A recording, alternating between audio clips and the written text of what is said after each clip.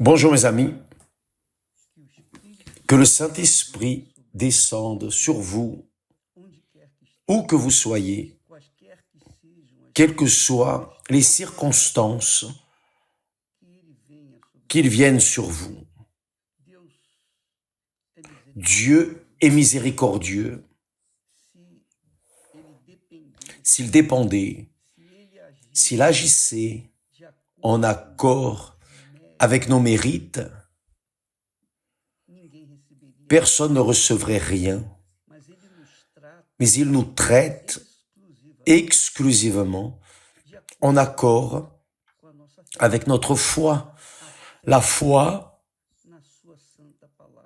dans sa sainte parole. Juste cela. Vous n'avez pas besoin de sentir une émotion. Vous n'avez pas besoin de voir, de toucher. Rien de tout cela. Vous n'avez besoin que d'écouter et répondre à ce qu'il demande. Juste cela. Et là, oui. Lorsque vous avez cette foi, lorsque vous croyez dans sa parole et agissez, alors vous recevez. Peu importe qui vous êtes, peu importe qui vous avez été. Par exemple, nous avons un exemple extraordinaire, non seulement de la miséricorde, de la compassion de Dieu, de la bonté divine, mais la manière dont Dieu honore ceux qui croient en lui. Dieu honore ceux qui croient en lui. Écoutez ce que je vous dis. Et quand une personne reçoit le baptême du Saint-Esprit, c'est l'honneur de Dieu dans sa vie. Elle a reçu parce qu'elle a cru. Elle a appliqué dans sa vie sa sainte parole. Donc, nous avons ici un exemple extraordinaire, mais très intéressant, merveilleux. Un exemple de quelqu'un qui était considéré la dernière des créatures. Elle était une prostituée. Elle était une chef des prostituées. Elle vivait de la prostitution. Et à cause de cela, évidemment, elle ne méritait rien de Dieu. Comment Dieu va-t-il considérer et honorer une personne qui vit dans la prostitution, qui vit dans le péché? Comment? Ça n'a pas de sens. Mais, cette femme, appelée Rahab, son histoire est très belle. Cette femme,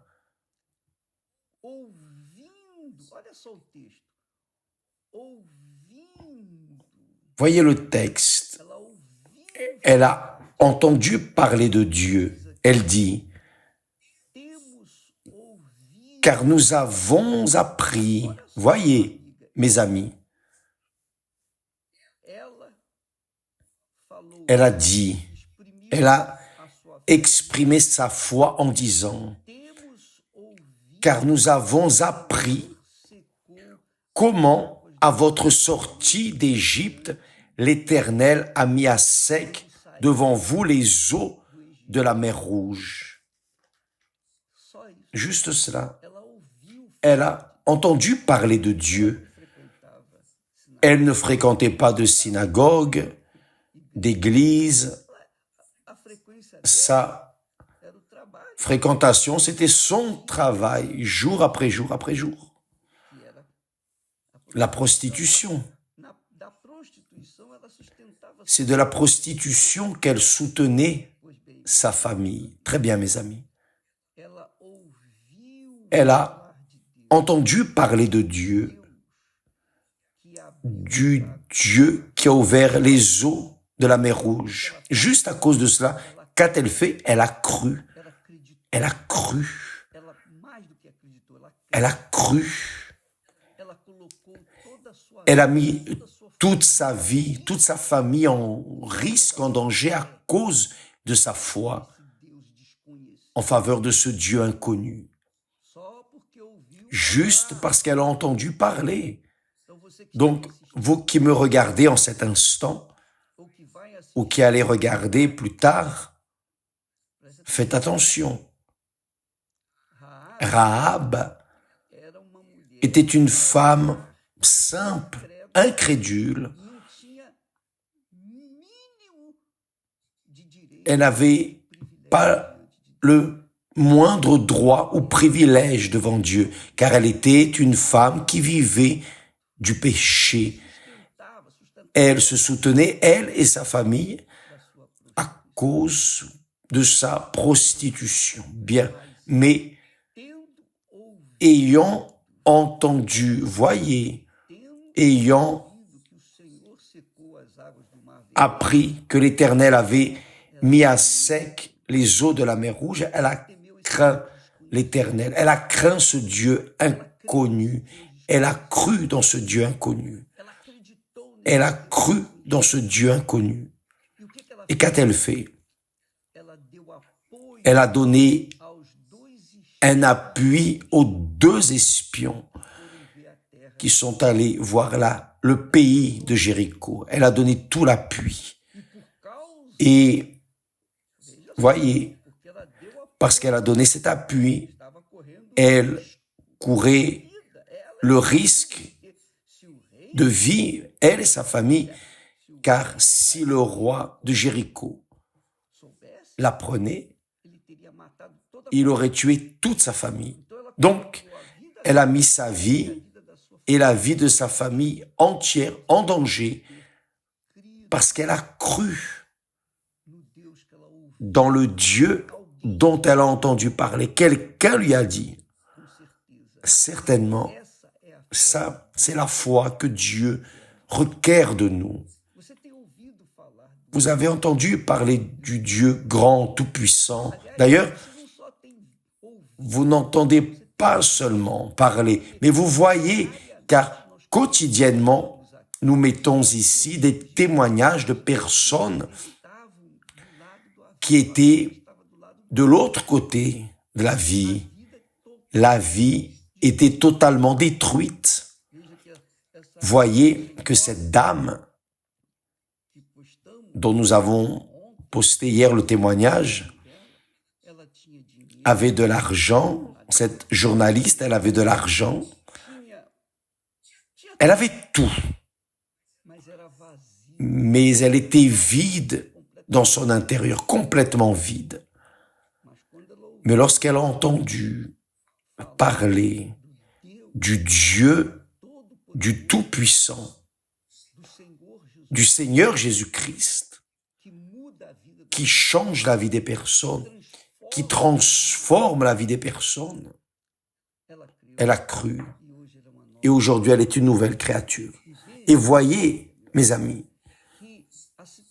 que la situation de Rahab était pire, infiniment pire que celle de cette dame, tout comme celui d'autres témoignages. Combien de témoignages de personnes qui étaient des bandits, des assassins, des meurtriers, des voleurs, méchants, mauvais, cruels.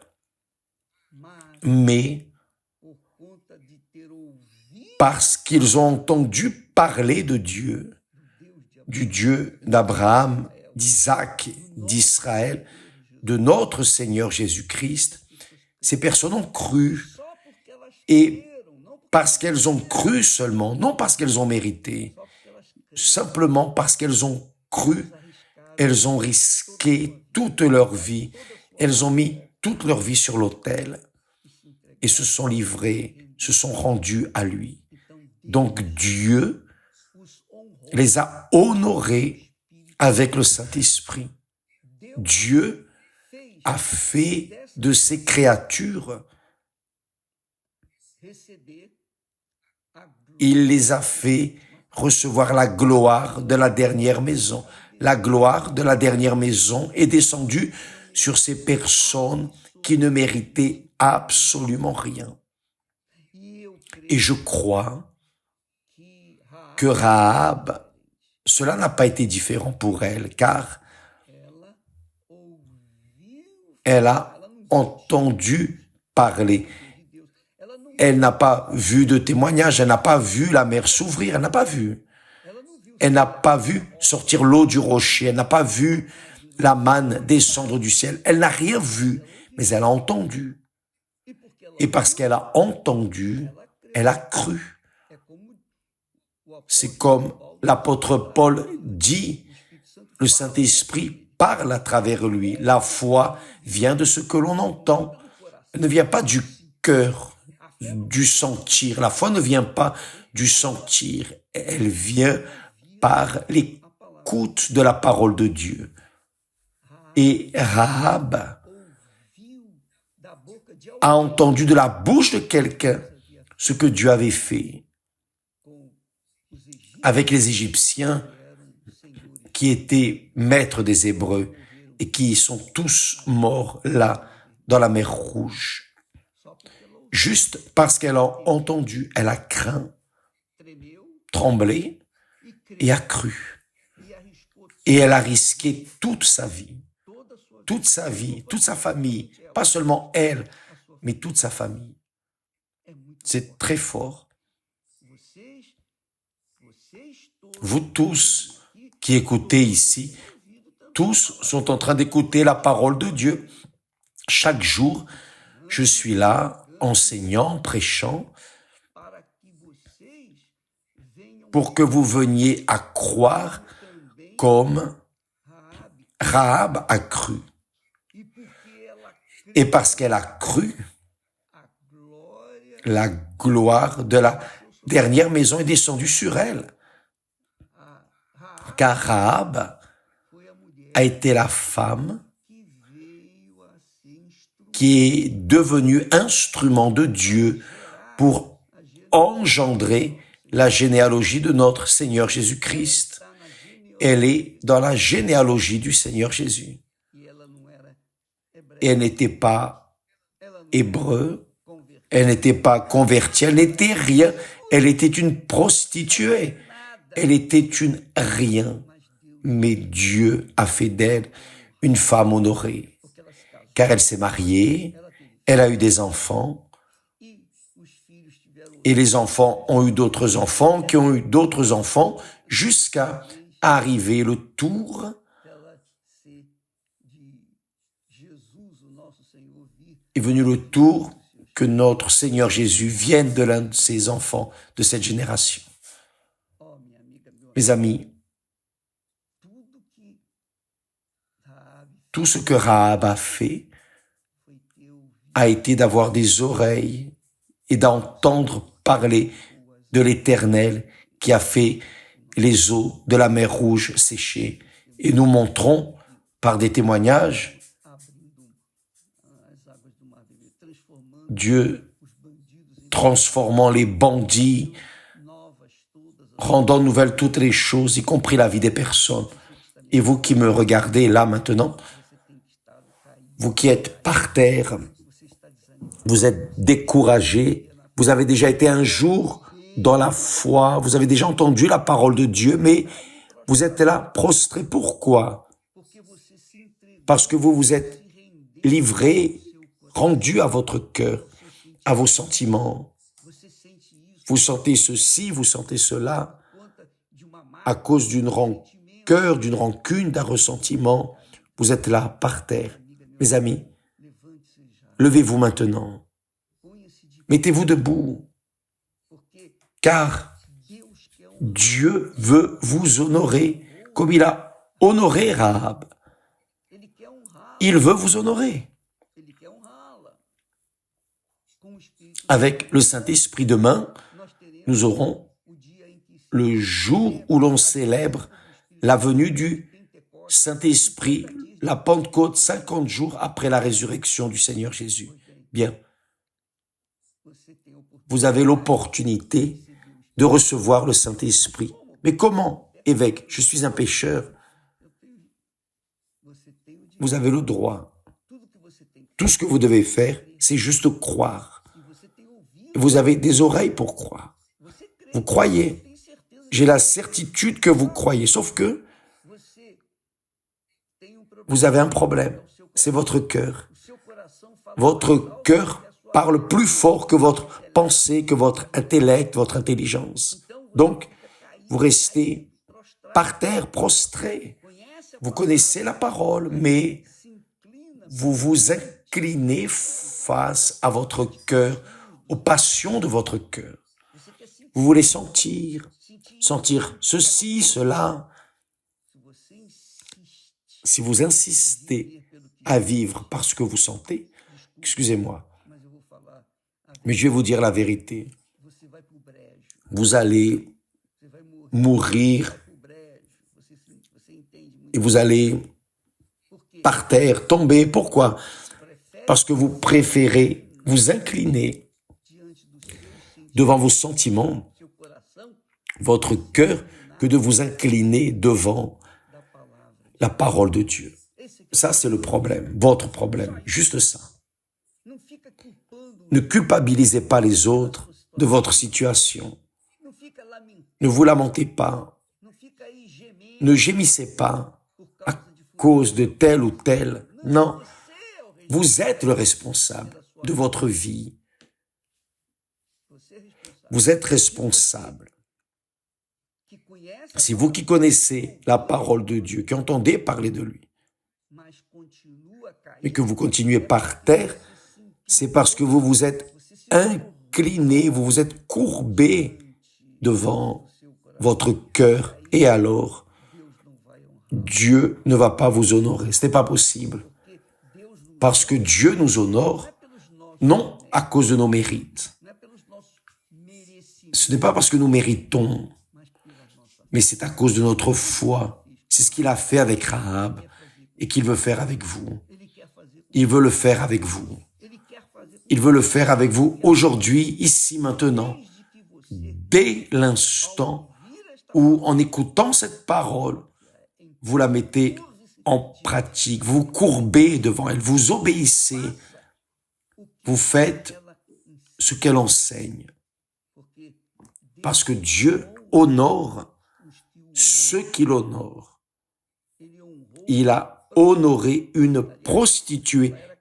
D'ailleurs, elle était chef des prostituées. Elle avait certainement d'autres prostituées avec elle.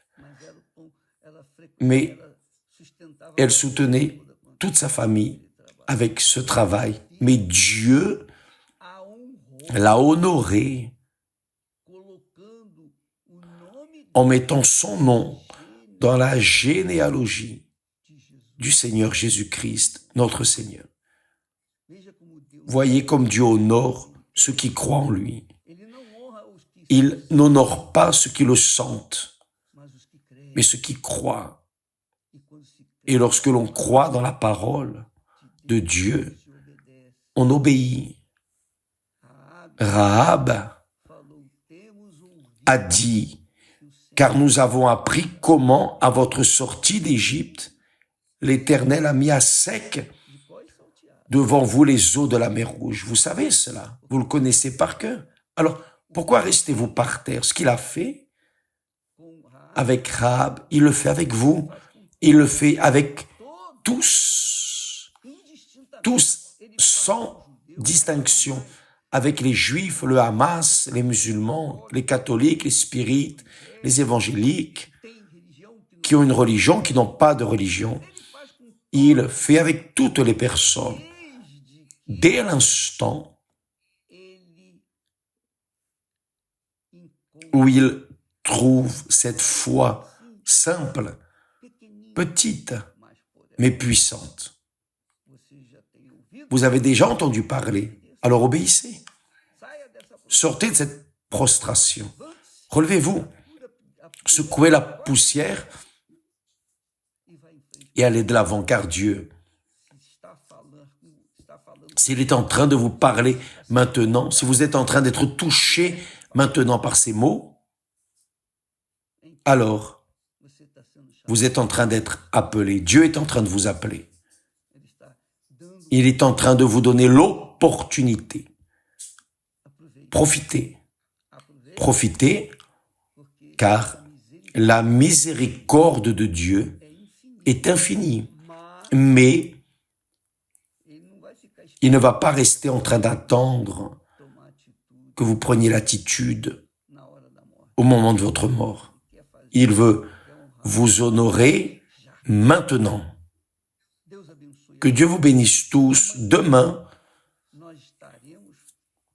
nous serons en train de chercher, nous esforçant les pasteurs, les évêques, les ouvriers, les auxiliaires, tous, nous serons en train de nous efforcer, priant, clamant, cherchant, revendiquant de Dieu sa promesse qui est le déversement du Saint-Esprit. Allez, allez-y. Vous n'avez rien à payer, ni même le parking.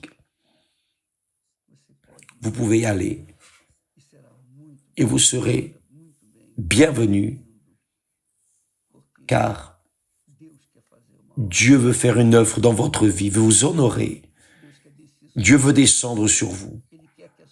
Il veut que sa sainte gloire, qui est son esprit, vienne demeurer en vous. D'accord?